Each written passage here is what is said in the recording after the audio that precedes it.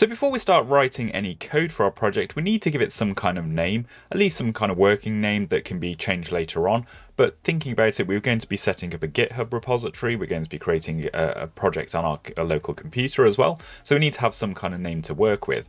So the thing that I came up with for our project is, because we're doing Rickroll with our shortened URLs, I thought it'd be good to say it's called Rick and Roll.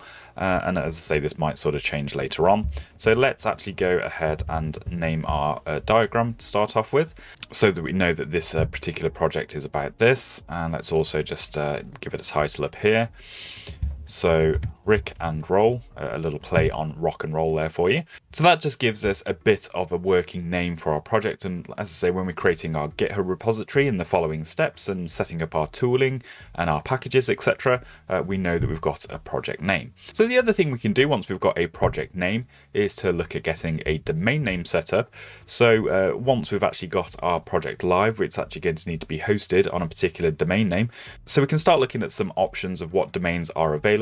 And this might be a two-way process. It might inform the exact name of your project depending on what domains are actually available. So what you don't want to do is fall into the trap of buying a domain name before you've started any work on the project.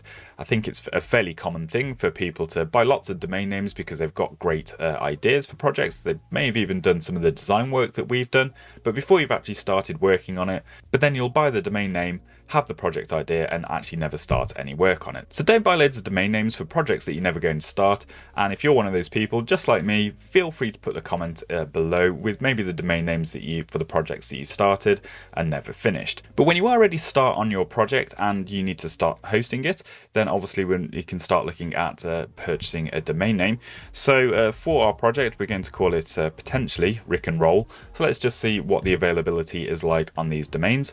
By the way, I'm using Namecheap.com. I like their service, but feel free to use any other services that you may have used before or are offering cheaper domain names. So as expected, the main domain, the .com, is been registered for a few years, and I don't think I'm going to be spending lots of money on this particular domain, but I do have some other options. We've got .net, .org, and there's probably some cheaper alternative TLDs down here as well. So Rick and Roll Me might be a good one, for example. And we're also going to need a short domain as well for the actual redirect as well. So we're going to need like one for the main project and one for the shortened URLs that we create. However, finding a short domain name is a challenge because obviously the shorter the domain name, the more desirable it is. So a lot of those will be taken up as well. But we'll have a look and see if we can find something nearer the time when we're getting ready to actually deploy our projects. So there you go. At this point, you want to give your project a name so you're ready to start using it. And also it might be worth doing some research on domains just to see what's available and shape the actual name of your project. So in the next tutorial, we're going to start getting set up with our project code. Now that it's got a name, we can get set up with our GitHub repository and start installing things that we're going to be using to write our web app. But that's it for this tutorial. Make sure you stay tuned for more web dev tips.